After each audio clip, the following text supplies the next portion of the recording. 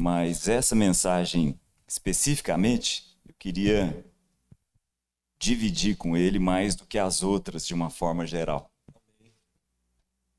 É sempre bom, mas algumas parece que fazem mais sentido com a nossa história, né?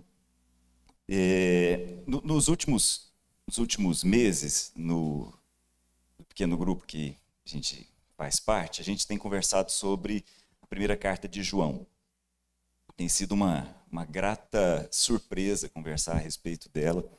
A gente tem feito uma coisa que nós temos um grupo com 15 anos nos reunindo. Todo semestre a gente busca um tema. Nesse semestre o tema é a carta de João, do jeito que cada um quiser. E aí, em cada uma das reuniões, um casal ou uma pessoa é convidada para trazer um versículo que chamou a atenção ali. E aí tem me chamado a atenção a figura do apóstolo João, né? Talvez você não saiba, talvez seja uma novidade para você. O João, o apóstolo, que não é o João Batista, né? João, o apóstolo, irmão de Tiago, tem uma grande possibilidade de ter sido primo de Jesus, mas não é o caso. Ele viveu durante muito tempo, né? Aquela coisa do dia que Pedro chegou e falou assim: Jesus, e esse aí? Jesus diz assim: Simão, e esse aí é comigo, hein? Se eu quiser que ele fique vivo até o dia que eu voltar, é comigo, não é com você. Com você é outra história. E aí recaiu sobre ele uma profecia que nunca foi o objetivo de Jesus, né? Nunca foi o que Jesus disse, né? Mas o fato é que João é o último dos 12 a falecer, né? Ao contrário do irmão dele, Tiago é o primeiro a ser morto nas mãos de Herodes e João não. João vive muito tempo. Aliás, assim, para o primeiro século, seguramente se João chegasse aqui, se nós estivéssemos vivendo os dias do primeiro século e João chegasse aqui, nós iríamos nos espantar, porque ele chegou muito próximo dos 100 anos, talvez até um pouquinho mais, um pouquinho menos. Então seria uma grande muito semelhante ao que aconteceu quando Moisés entra próximo da terra prometida junto com Josué e Caleb. Todo mundo ali tinha abaixo de 60, com exceção dos 3, né? E aí todo mundo devia olhar aqueles 3 de cabelo branco ali, aquilo devia ser diferente, porque os que deviam ter cabelo branco junto com eles ficaram pelo deserto, né? Então João é uma figura que vive muito. E aí, tenta imaginar o que eu vou dizer para vocês. João, mais novo do que Jesus, era um discípulo de João Batista.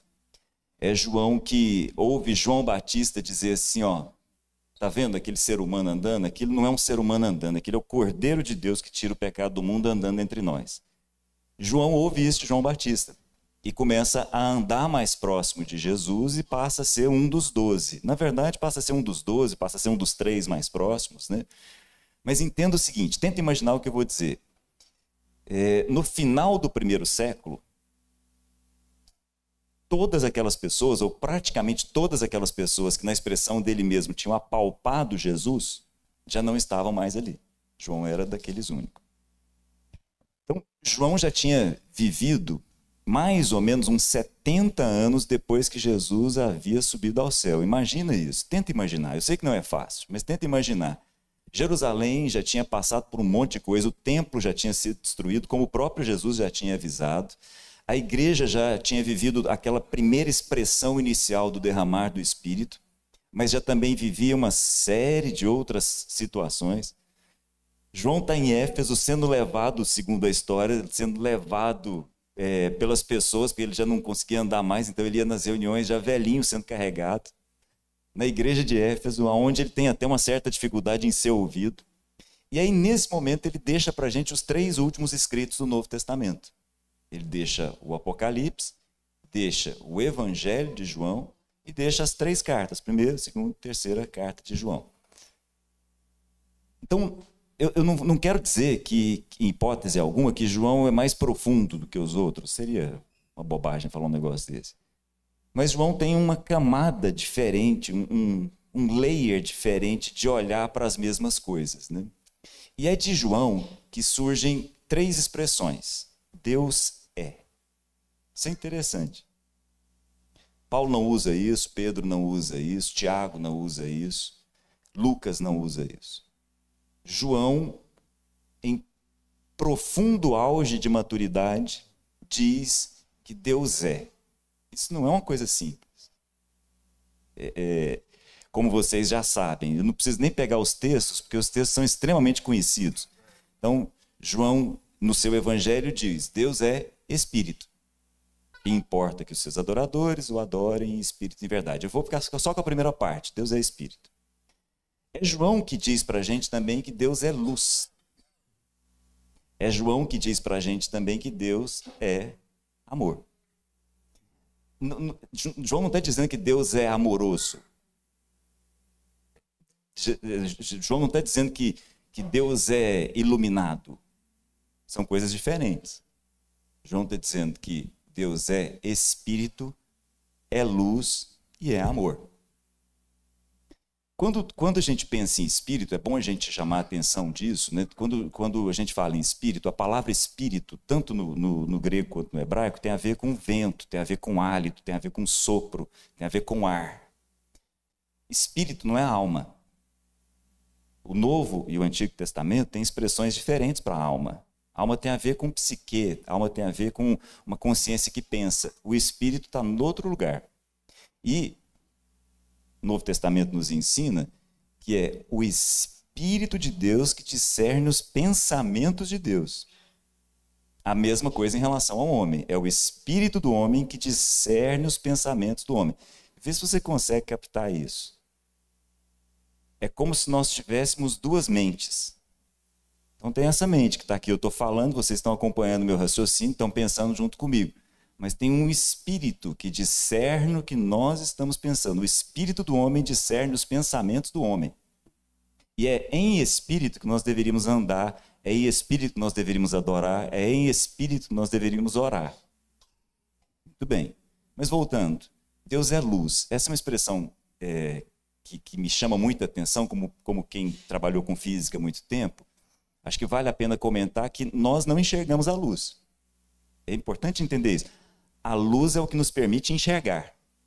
Mas nenhum olho tem capacidade, tem habilidade para perceber a luz. Eu me lembro de uma experiência, uma vez dando aula de física, explicando isso, uma aluna me contou uma coisa, eu achei muito divertido. Ela estava num auditório, assistindo a aula. Era uma aula no sábado de manhã e tinha um menino que sempre chegava, né, para essa aula de sábado de manhã e dormia. Aquelas aulas longas de faculdade, 1h20, né? E aí o rapaz sempre dormia. E aí um dia, antes dele chegar, o professor combinou com a turma: ó, hoje nós vamos fazer esse cara não dormir mais nunca na sala de aula. O que nós vamos fazer? É o seguinte: ele vai entrar e vai dormir, como de costume. Era o auditório, fecharam todo o blackout, teve gente que foi dentro do carro pegar fita isolante e tampou cada entrada, cada fresta de luz que podia entrar no auditório, que já tinha blackout, foi tampar. E ficou combinado: olha, eu vou continuar dando aula aqui e vocês acordam o rapaz. E o cara foi lá para frente, continuou dando aula e fechou tudo, zero de luz, não entrava uma frestinha de luz. Aí ficou combinado, deu um cutucão no cara: ô, acorda aí, o professor está te olhando. Aí o cara, imagina, aí ele abriu o olho. Não enxergou nada, né? Abria, fechava o olho, virou pro cara: cara, não estou enxergando nada. Oh, fala baixo, o professor está prestando atenção em você aí. Além de você estar dormindo, agora, né, conversando. Cara, mas eu não estou enxergando nada, eu estou cego. Começou a bater, nunca mais dormiu na sala de aula, né? Mas o que eu queria chamar a sua atenção, imagina essa cena. Imagina você abrindo os olhos e não vendo absolutamente nada. Porque uma frestinha de luz seria o suficiente para enxergar. Deus é luz. É a maneira como João expressa. E Deus é amor. Mas o ponto onde eu quero parar, onde eu quero terminar, e aí tem a ver com a primeira música que nós cantamos, se der tempo até a gente canta de novo. Quando Deus pensou o homem, e é bom a gente entender isso, nós somos fruto do pensamento de Deus, da imaginação de Deus. Como a gente compartilhou aqui algumas semanas atrás, Deus não é fruto da imaginação do homem. O homem é fruto da imaginação de Deus. É verdade que tem deuses aí que são fruto da imaginação do homem, mas o Criador de todas as coisas foi quem pensou o ser humano. Nós aqui, todos nós aqui, somos fruto da imaginação de Deus. E quando Deus decidiu criar, em toda a sua divindade, ele decidiu algo muito difícil da gente entender, mas é possível entender pelo menos em parte. Deus decidiu que nós seríamos semelhantes a Ele. E ao sermos semelhantes a Ele, nós também somos Espírito, luz e amor. É fundamental que a gente entenda isso para discernir quem nós somos em Deus, quem nós somos nos lugares onde nós estamos. Nós também somos Espírito. Nós também somos transcendentes. E é por essa razão que nós não conseguimos, nenhum de nós consegue viver a vida como se essa dimensão das nossas vidas pudesse ser colocada de lado. Não dá. Não somos nós. Nós somos parte Espírito, assim como Deus. Nós também somos luz. É o próprio Jesus quem nos diz. Vocês são a luz. É Ele quem nos diz. Eu não preciso inventar, não preciso nem pegar o texto. O texto é conhecido de todo mundo. Nós somos luz. E nós também somos amor. Como nós cantamos. Como a gente poderia pegar vários textos e mostrar isso. Por que isso é importante? Para discernir quem nós somos nos lugares onde Deus nos coloca. Essa semana um amigo ligou que o filho dele estava com uma situação muito difícil, bebezinho no hospital, e ele falou, ora comigo. Eu falei, claro, vou orar com você para que você se lembre quem você é. No lugar onde você está, você é luz. E aquilo foi muito forte para ele. Depois de alguns dias ele entendeu aquilo e me retornou dizendo o quanto aquilo foi importante naquele momento. Então, ele não precisava de ajuda. Ele precisava discernir quem ele era no lugar onde ele estava. Ele precisava de ser orientado naquilo que ele já é. Né? Da mesma forma... Quem precisa de ajuda é o incrédulo. Esse precisa. Então, o milagre é para o incrédulo. Porque ele está cego. Ele não vê. Então, o milagre é aquela frestinha de luz que vem iluminar as trevas dele. Quem já foi iluminado não precisa de milagre. Você já passou a fase do milagre. Ninguém aqui está precisando de milagre. Estou precisando de orientação para ser o milagre. Nós somos o inesperado. Nós somos o imprevisto. Um cristão buscando milagre é uma obviedade estúpida. Nada é mais estúpido do que um cristão em procura de milagre. E Deus enterra tudo isso no deserto. Deus enterrou todos os que saíram do Egito e viveram 40 anos no deserto na dependência dos milagres.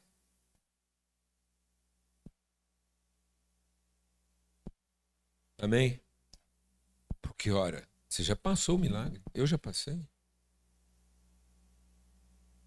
Agora nós estamos usando de quê?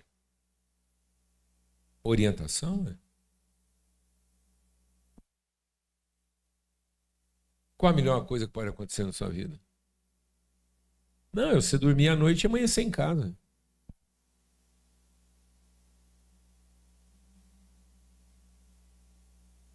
Amém, irmãos? O que seria a coisa mais feliz para um filho que você gerou? Durar pouco. Para não ter que sofrer as angústias dessa vida. Deus leva isso tão a sério que lá em Provérbios diz assim, sabe quem é o ser humano mais feliz? Então, já que você está procurando a felicidade e não propósito, porque quem está procurando felicidade e não propósito, e felicidade é um estado. Então, a alegria está em cumprir o propósito. Amém? E você cumpre o propósito sabendo não estar feliz. Porque quem procura felicidade não está procurando cumprir o propósito. Porque o propósito não é estar feliz. O propósito é revelar a virtude. Aí sabe qual a Bíblia define qual o ser humano mais feliz? O abortivo.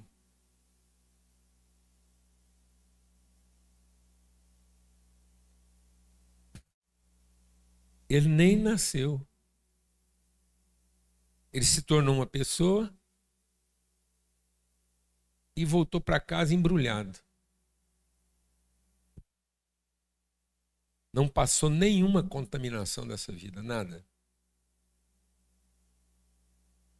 Então nós tínhamos que dar uma festa para todo filho abortivo. Lá mais um que está lá no céu, sem passar as bagaças que nós estamos passando aqui. Então quem é o ser humano mais feliz? O que não tem que encarar essa vida. Por isso que tem muitos homens e mulheres que não encontraram o propósito, eles estão querendo agora se igualar a quem? Ao abortivo. Eles estão dizendo que feliz é estar morto. E estão tirando a própria vida. E estão tirando a própria vida em busca de quê? Felicidade. Porque não encontraram a alegria do propósito. Então isso é um desafio, assim, gigante. Teria algo pior do que a luz, tá procurando a luz? Exatamente. Nada mais estúpido. A luz que procura a luz confessa que é trevas ainda. Isso.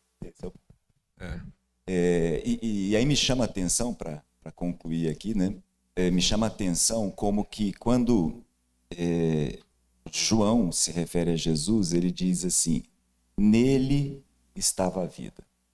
E a vida é a luz dos homens. Então, me chama muita atenção a associação entre vida e luz e a questão que envolve o amor para terminar. Esse é um desafio grande. As pessoas estão procurando amar e se esforçando por amar e buscando entender que o amor é um mandamento no sentido de que seja algo que nós devemos fazer e não quem nós somos. E aí, esse é um ponto que nós não vamos conseguir viver a vida desse jeito. Enquanto nós olharmos para o amor como um mandamento no sentido de uma ordenança, de alguma coisa que diz para a gente, olha, ame, senão você vai para o inferno, você não vai conseguir entender o sentido da vida, porque não é o que nós fazemos, é quem nós somos. Nós somos constituídos de amor, nós somos feitos de amor, nós somos o próprio amor de Deus, como nós cantamos na música agora. Então, amor não é o que nós fazemos, amor é quem nós somos.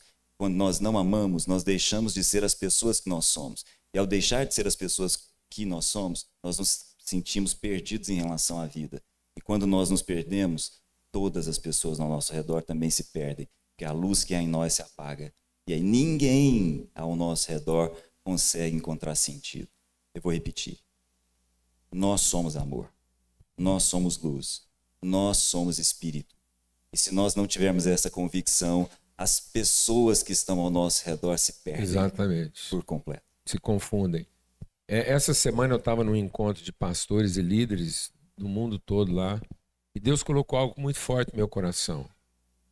Deus não prometeu para você expectativa de vida. Não tenha expectativa de vida. Tenha perspectiva de morte. Do que você quer morrer? De bala perdida, de acidente, de enfermidade incurável ou de propósito? Então, todo filho de Deus nasceu para ser Cristo, para ser uma oferta espontânea em favor do que a vida é. Por isso somos entregues à morte. Deus tem prazer na morte dos seus santos. Então Deus não te deu expectativa de vida. Quem vive na expectativa da vida porque não conhece o que a vida é e por isso não tem vida para oferecer. Sabe quem tem expectativa de vida? Vampiro. Vampiro tem expectativa de vida. Cordeiro tem perspectiva de morte. Vampiro fica procurando onde ele vai beber sangue para continuar vivendo. Cordeiro procura onde ele vai derramar o sangue para revelar a vida. Perspectiva de morte vai fazer você conhecer a vida. Expectativa de vida vai fazer você ser um morto ambulante. Um zumbi, um vampiro, que está sempre sugando e enfiando a unha e o dente no pescoço do marido, no pescoço da mulher, no pescoço dos filhos. Tem muitos filhos aqui vampirizados pelos pais, tem pais vampirizados pelos filhos, tem marido vampirizado pela mulher, mulher vampirizada pelo marido, por conta de quê? Expectativa de vida. São vampiros, são zumbis tentando encontrar vida naquilo que eles tiram de Deus ou dos outros. Não, amado, nós temos que ter perspectiva de quê? De morte. Aí o Espírito Santo vai garantir que você vai ter uma morte no propósito. Você vai cumprir. Paulo vai dizer assim: completei minha carreira. Não foi nem um minuto antes, nem um minuto depois. Glória a Deus. É isso que a gente quer, ué. A perspectiva de que minha vida vai ser o quê? Completa. Não sei se ela vai ser 3, 30 ou 100. Interessa, ué. Interessa se o cara durou 3, 30 ou 100. Não, interessa se ele foi pleno com 3, pleno com 30 ou pleno com 100. Pensa um carente com 100 anos de idade. Quem aguenta um carente? Um vampiro. Porque você viu que os vampiros têm uma coisa. Aí, ó. Vampiro dura, mano. E vampiro não aguenta o quê? A luz. Mensagem hoje tem tudo a ver com vampiro. Tem a ver com cordeiro e vampiro. Vampiro não aguenta a luz. Cordeiro é a luz. Vampiros vivem nas trevas e só busca vítima saudável. Você pega um vampiro, ele casa com uma mulher linda, depois ela vai acabando. Vampiro pega um homem animado, fim da vida, ele está lá velhinho, calado, não tem mais opinião para nada, tudo é. Porque é isso que a vampira quer. Um cara que só concorda. É isso que o vampiro quer. Uma mulher que vai chupar ela até ter que embalsamar ela, senão ninguém reconhece. Alguém aqui sabe o que eu estou falando? Não, mano. Isso não acontece aqui em Goiânia. Isso acontece só lá na Transilvânia. Só lá que tem vampiro. É impressionante como Deus move as coisas aqui. A Lana tinha dado uma saída porque ela foi resolver uma questão lá de algo assim que é muito especial na vida dela. E aí ela voltou a tempo e a gente estava compartilhando que ela tem algo no coração que é totalmente naquilo que a gente está conversando aqui, sobre transformação do entendimento. E ela tá linda, poderosa, nesse vestido amarelo lá. Vem cá, vem.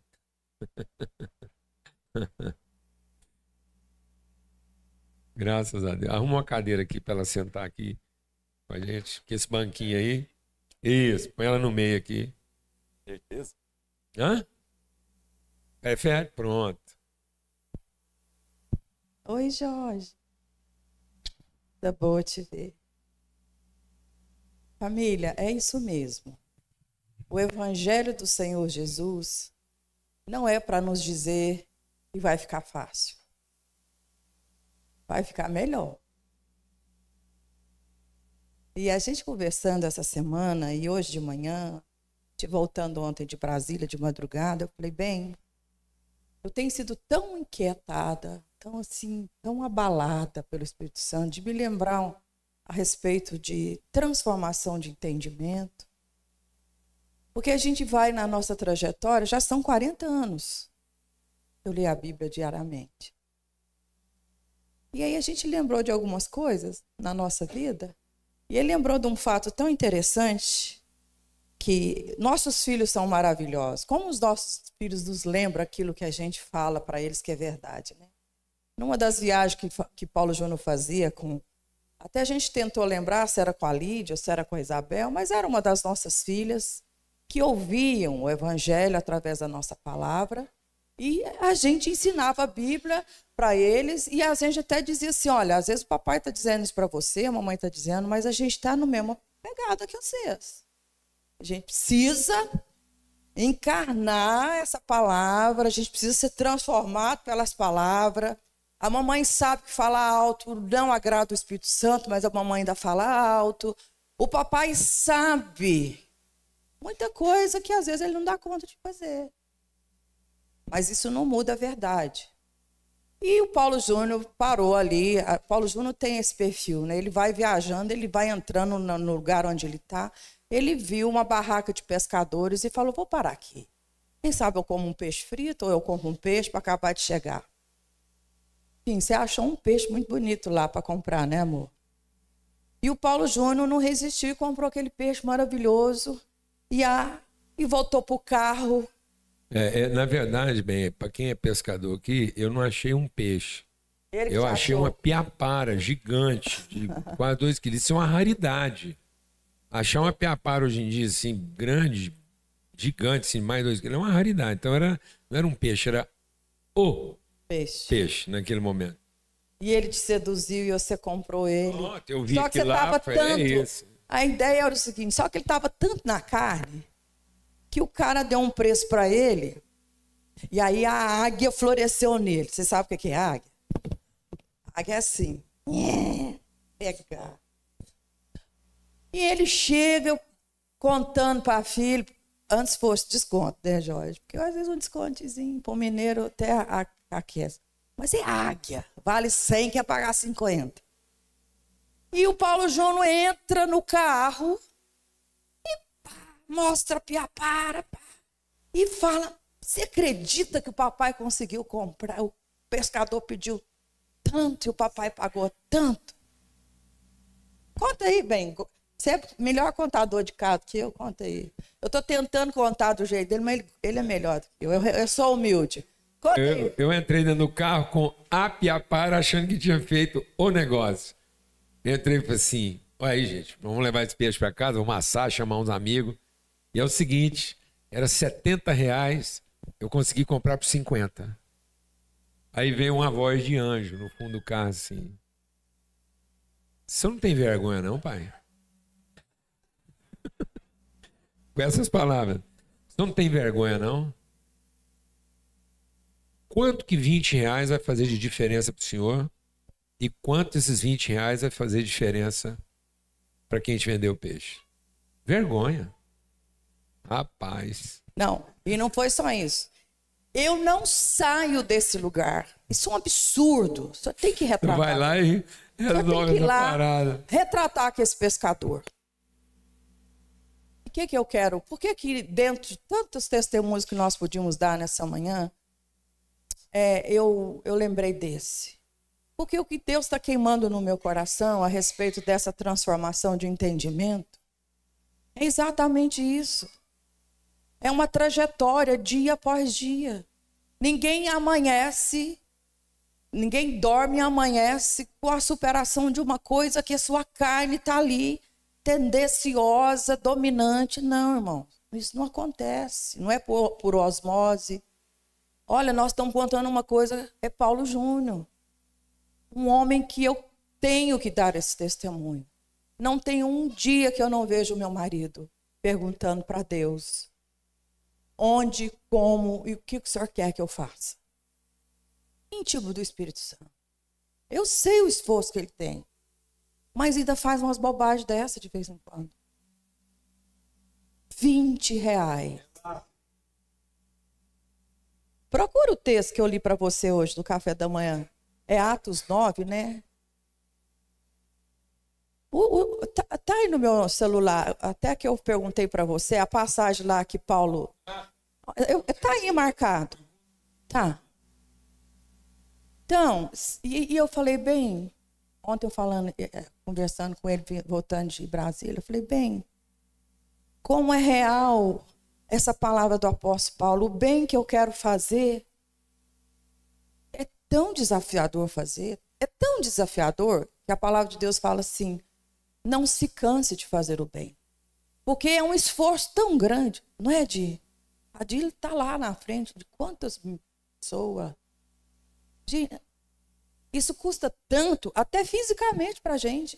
Tem dia que eu e o Paulo Júnior chegamos em casa assim, e aí? E ele, e aí? Como é que é? A gente vai comer ou vai tomar banho? É tanto esforço na carne. E a Bíblia diz, não se cansem de fazer o bem, porque Deus considera que nós podemos cansar. Porque isso é sobrenatural, desejar o bem, andar a segunda milha, não dar só a túnica, mas a capa também. Perdoar 70 vezes 7 por dia. Isso tudo custa. E você acha que Deus falou isso com a gente e não considerou a nossa fraqueza? Claro, Ele conhece cada um de nós. Mas é o que o Cláudio falou para nós. Nós fomos criados. E a gente tem que chamar à existência aquilo que o pecado nos dessignificou.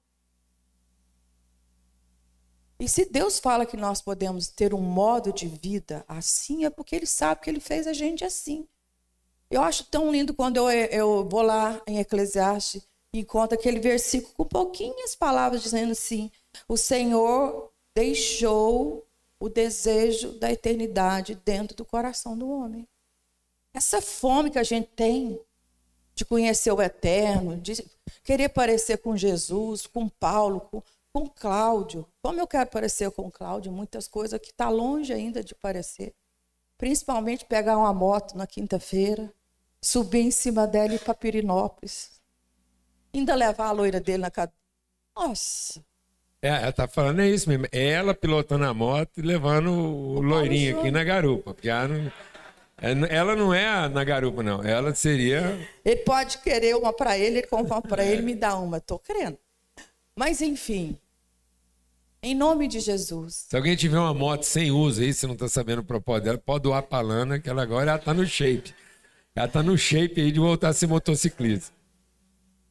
Mas, enfim, isso é nós. Agora, eu não monto na moto, não. Porque é o seguinte, ela e o marido saíram de moto. No casamento do qual ela ficou viúva. Meu marido é você. Ela ficou viúva dele. E ele morreu pilotando uma moto. E ela não. Então, Esse é o Paulo Júnior. Esse é o Paulo Júnior. Eu vou de carro, entendeu? O outro acompanhou ela na moto. Enfim. Tudo isso é muito sério que a gente está falando. É a nossa vida, a nossa história. Sabe o que é interessante você sair daqui hoje de manhã? Convicto daquilo que o Cláudio nos lembrou. Você é luz, você é amor. E as coisas que estão obscurecendo em você, essas virtudes, essa imagem sua, nós precisamos, e quero concluir, que é o texto que eu quero ler, e que eu quero inclusive orar por mim, por nós nessa manhã. A gente tem que compreender que a gente precisa desse esforço para cada dia ir tirando, né, Rony? Tirando o que não é nosso, o que não pertence a nós. E às vezes isso vem de forma tão sutil. Você acha que o meu pai e minha mãe queriam o meu mal? De jeito nenhum. Me amaram, me desejaram. Mas eu fui uma menina criada pelo meu pai dizendo assim, não dependa de homem, de ninguém. Anticristo. Porque Cristo já veio dizendo exatamente o contrário. Se pertençam mutuamente. Suporte uns aos outros. E aí essas coisas vão entrando na gente. Então uma das roupas que eu tive que tirar logo no começo da minha conversão é eu preciso depender, inclusive de mim. Eu tenho que ficar livre disso. Eu tenho que depender 100% do Senhor, da palavra e da comunhão dos santos. Lê para nós aí, amor, o texto.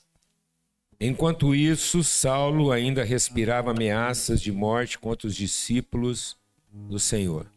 Dirigindo-se ao sumo sacerdote, pediu cartas para as sinagogas de Damasco, de maneira que, caso encontrasse ali homens ou mulheres que pertencessem ao caminho, direção, não era crente, não. Gente que, naquela época, o cristão era batizado de os do caminho.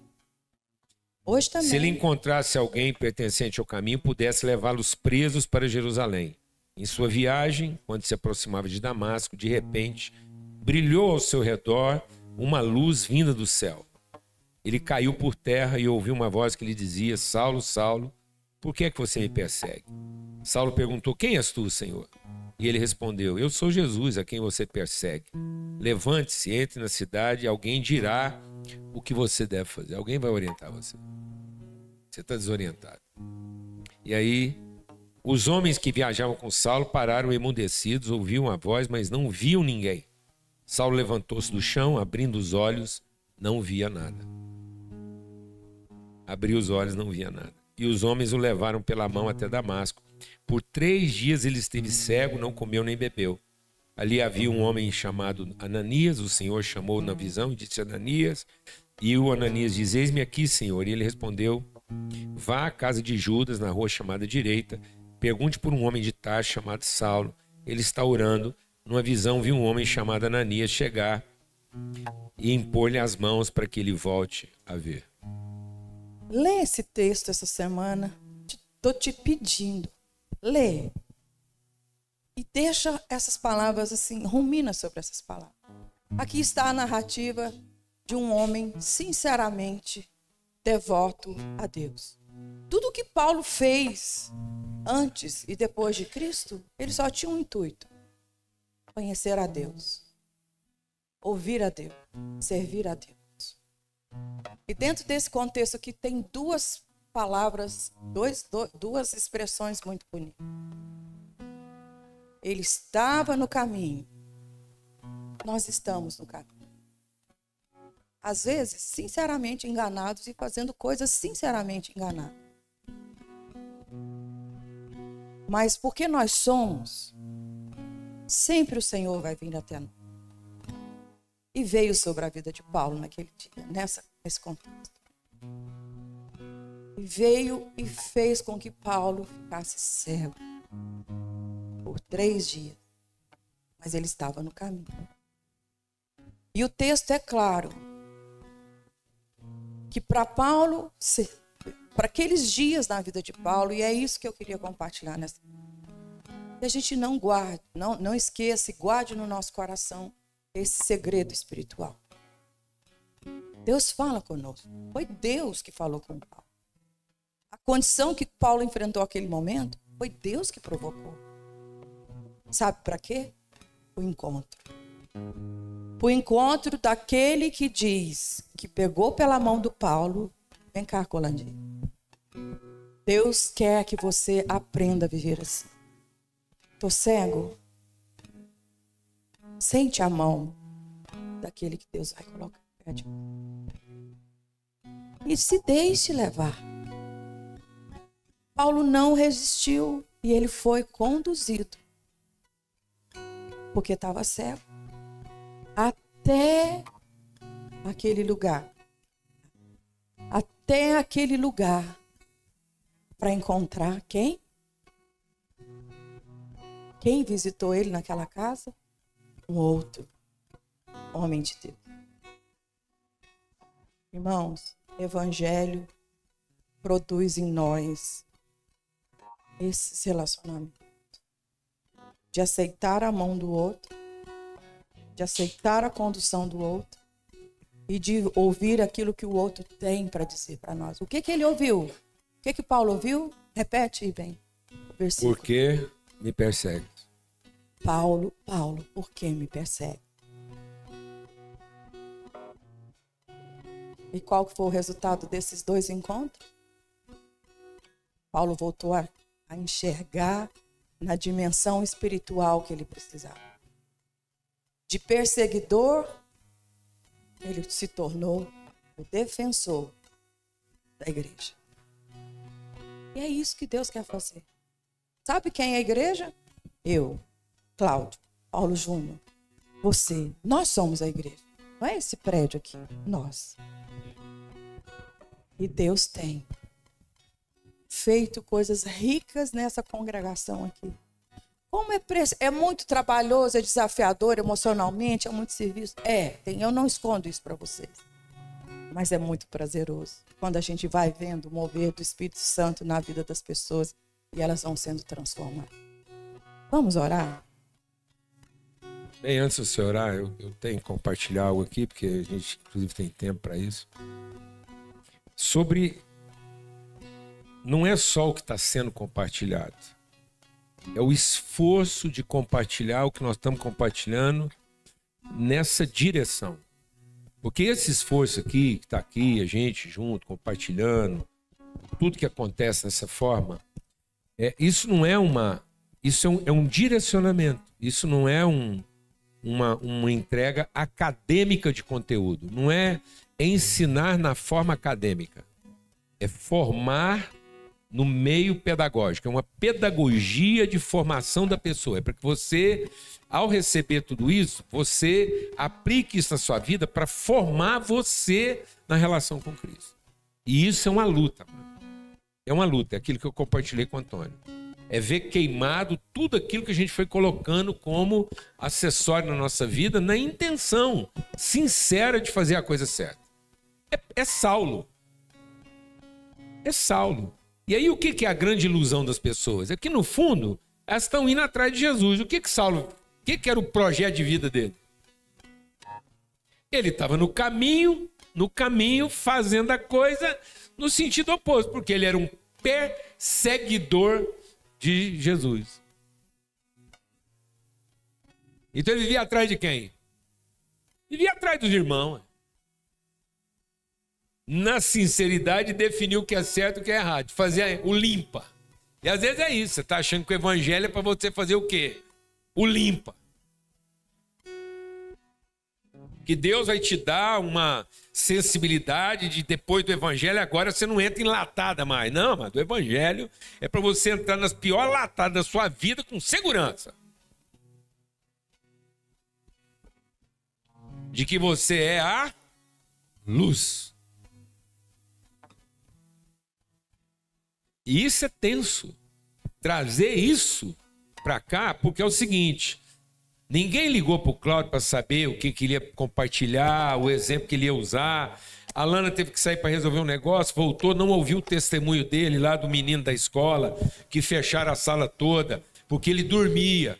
Ele estava, às vezes você é esse que dorme. Você está na sala de aula, você está ali no lugar certo, na coisa certa, achando que está fazendo a coisa certa, mas você está dormente. Aí, às vezes, para te acordar, despertar, alguém vai ter que ir lá e fazer você acordar no escuro. Para você finalmente entender que ver não é a capacidade de enxergar. É a condição de discernir. E aí Deus pega Paulo na sinceridade de estar fazendo a coisa certa, de achar que ele é o representante de Deus para purificar a terra. Deus teve que dar uma experiência para ele como? Derrubar ele. E é isso. Nós precisamos ter a coragem de saber que Deus vai tacar fogo e, no sentido, ele vai destruir as estruturas de mente nas quais nós colocamos nossa expectativa e confiança. Para nos devolver a originalidade, a sensibilidade de ouvir. Então isso é uma destruição, é tenso aqui na relação, é tenso o tempo todo. Porque o tempo todo é a destruição de paradigmas nos quais a gente se sentia mais o quê? Seguro. E Deus está levando você para uma coisa que é totalmente fluida. Haja coração, irmão. Haja coração para você crer que o Espírito Santo pode te guiar. Você levantar de manhã, independente de... Faça os seus planos. Faça todos os seus planos. Antes de deitar. Não deita para fazer plano, não. Faz os seus planos até umas 6 horas da tarde. Depois você dorme, como quem morre. Aí à noite é para você morrer. Aí no dia de manhã você ressuscitar. E saber quais daqueles planos, ou nenhum deles, estão dentro da orientação que o Espírito Santo de Deus vai te dar naquele dia. Para você ser orientado. Porque você pode fazer plano, mas a direção que é boa vem do Senhor, então você tem que levantar todo dia de manhã para ver alguma coisinha ser confirmada ou nenhuma. Mas a certeza que o Espírito Santo de Deus vai o quê? Te orientar. Tem condição ele dar um testemunho aqui do cara que abriu os olhos, não viu nada. A Lana está desde lá atrás. E eu dentro do carro, de olho aberto, ensinando a coisa. E naquela parada da Piapara, eu era perseguidor de Cristo. E não seguidor de Cristo. Fui lá fazer o meu certo e prevalecer sobre o certo do outro. Saulo. Perseguindo Jesus em vez de seguir a Cristo. Aí um anjo lá dentro, ouvindo o que eu mesmo tenho para ensinar, porque a coisa mais difícil na vida, mano, não é pregar, não. A coisa mais difícil na vida é passar dentro do que você mesmo pregou. E chamar na razão e falar assim, tem vergonha, não? E aí, sabe por que a Lana está testificando isso? Porque eu voltei do encontro de pastores. Falei para vocês. Só numa reunião lá tinha 600 pastores e líderes. Aí um deles, um dia antes, na quinta-feira, muito querido, um dos líderes lá da organização, chegou para mim e falou assim, eu tenho que te dar um testemunho. Eu falei, ele falou, eu vou te contar uma história. Para dar o meu testemunho, eu tenho que te contar uma história. Havia um pastor que estava viajando e viu um peixeiro vendendo um peixe, parará, e ele me contou essa história para mim. Ele falou, você sabe com quem aconteceu essa história, não é? Eu falei, sei. Ele falou, tem muito tempo, né? Eu falei, tem. Pois é, você contou essa história para nós aqui há quase 20 anos atrás. E eu queria hoje te falar que essa história mudou minha vida. Eu queria te dar esse testemunho. O testemunho da sua filha mudou minha vida. Eu nunca mais consegui pedir desconto quando eu vou numa feira, num comércio. Eu sempre dou a mais. Beleza. Dia seguinte, tô noutra parada, vem uma mulher, nada a ver com o cara. Só pra gente entender o que nós estamos conversando aqui hoje. Essa trajetória. Nada a ver com o cara. Chega pra mim e fala assim, Paulo Júnior, que bom te encontrar. Preciso te dar um testemunho. Uma vez, há muito tempo atrás, você contou pra nós uma história aqui. Qual a história? Do peixe. Ela falou assim, eu queria te dar um testemunho. Essa história transformou minha vida e meu entendimento de propósito na vida. Falei dela anteontem. Lá em casa, meus filhos tudo sabem de cor. O que é isso, amados? Sepultar uma forma humana, vampiresca, porque senão você pode se surpreender, abrindo os olhos e não enxergando nada. E não é porque você está cego, é porque você não consegue mais perceber a luz. E nós somos a luz. Amém? Vamos orar, amém? É tremendo o que está acontecendo hoje de manhã aqui. Tudo que Deus moveu, a forma como que Deus vem trazendo a gente para esse lugar, de transformação do nosso próprio entendimento. Nosso próprio entendimento ser transformado nisso. Nas expectativas que a gente tem, no controle que a gente quer ter. Então todos nós temos que passar dentro disso. Senão é só mais uma pregação. Vamos orar. É um apelo, é um desafio, mas sepulte isso. Foram 3 dias, por que 3 dias? Morte e ressurreição. Paulo tinha que morrer. O Saulo tinha que morrer para acordar o quê? Paulo. E aí passasse uma perplexidade. Escuta, mas não é esse aí que perseguia? Não, agora é aquele que segue. Antes ele era aquele que matava. Agora ele é aquele que protege, que salva. Amém, amados? O nosso zelo pode estar matando as pessoas. A nossa ideia de querer fazer o certo e se poupar do errado pode estar matando as pessoas, em vez de trazer esperança para elas. Amém? Vamos viver esse processo, vamos orar. Amém. E eu queria orar lembrando dessa palavra aqui. que está escrito lá em Romanos, no capítulo 12, a partir do verso 9, diz assim: o amor seja sem hipocrisia. Detestai o mal, apegando-vos ao bem. Amai-vos cordialmente uns aos outros com amor fraternal, preferindo-vos em honra uns aos outros. No zelo não sejais remissos. Sede fervorosos de espírito, servindo ao Senhor. Regozijai-vos na esperança. Sede pacientes na tribulação, orando sem cessar. Compartilhai as necessidades dos santos. Praticai a hospitalidade. Abençoai os que vos perseguem. Abençoai e não amaldiçoeis. Alegrai-vos com os que se alegram e chorai com os que choram. Senhor, nessa manhã eu quero colocar a minha vida diante do Senhor e a vida dos meus irmãos. O Senhor está nos chamando para ser um povo. Em dias muito difíceis, nós já sabemos.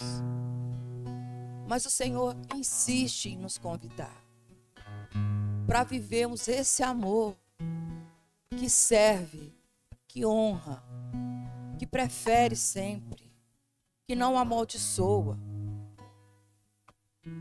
que seja um amor hospitaleiro, que a nossa vida, a nossa casa, os nossos bens possa ser hospitaleiro para todos aqueles que o Senhor colocar diante de nós. Mas nessa manhã eu quero te pedir que o Teu Espírito Santo nos fortaleça nesse amor. E obrigado porque o Senhor nunca desiste da gente. Assim como o Senhor foi com Paulo, assim como o Senhor tem sido comigo, assim como o Senhor tem sido com cada um dos nossos irmãos. O Senhor sempre promove encontros para nos lembrar a direção. Sempre. Tua palavra diz que a verdade nos liberta e nós temos sido libertados dia após dia. Nós não somos o povo da ignorância, nós somos o povo da esperança, do entendimento, da revelação. Deus, nessa manhã, eu declaro, crendo no nome de Jesus que está sobre todo nome. Satanás, tu não tem autoridade sobre a igreja. Tu sabes que as portas do inferno não prevalecem contra a minha alma e contra a alma de nenhum dos meus irmãos. Então nós dizemos a você, cesse todas as tuas manobras, todas as tuas articulações para intimidar a igreja do Alphaville, em nome de Cristo Jesus. Amém. Amados, e essa oração, esse empenho, eu queria trazer um final assim romântico, fazer uma reflexão romântica da cena lá do pescador com a piapara. Como é que essa história pode ter terminado? Eu sei como é que ela terminou lá em casa. Mas eu fico pensando como é que ela pode ter terminado lá na casa do pescador, né? Se não fosse o testemunho da Lidinha lá. Imagina se o anjo não fala com o vampiro. Imagina se o negócio fica feito do jeito que eu quis que ele ficasse. Quase. Aí o pescador volta para casa e fala assim: bem, você não há de ver que hoje eu encontrei um homem de Deus e ele me convenceu a eu vender mais barato para ele. Ele conseguiu tirar R$20 do que eu estava precisando e do que eu pensei em ganhar para ele ficar bem. Que homem de Deus. Pastor, arrancou meu couro, leu a Bíblia e eu estou aqui R$20 a menos. Ou ele poderia voltar para casa e dizer: encontrei com um homem de Deus. E vou te contar uma coisa, você não acredita que ele pagou mais do que eu estava pedindo? não é só como a história termina nas nossas vidas. É como a gente está fazendo ela terminar na vida dos outros. Aleluia! Como é que está ficando a vida das pessoas depois que elas se encontram com a gente? Amém. Como é que está ficando a vida das pessoas depois que elas se encontram com a gente? Um pouco menos ou muito mais? Depois que as pessoas passam por nós, elas ficam um pouco menos ou elas ficam muito mais? Amém. Glória a Deus. Glória a Deus. Recebe isso. E vamos lutar contra nós mesmos para que todo mundo que passar por nós fique muito mais e nunca um pouco menos. Glória a Deus. Em nome de Jesus, uma boa semana para todos.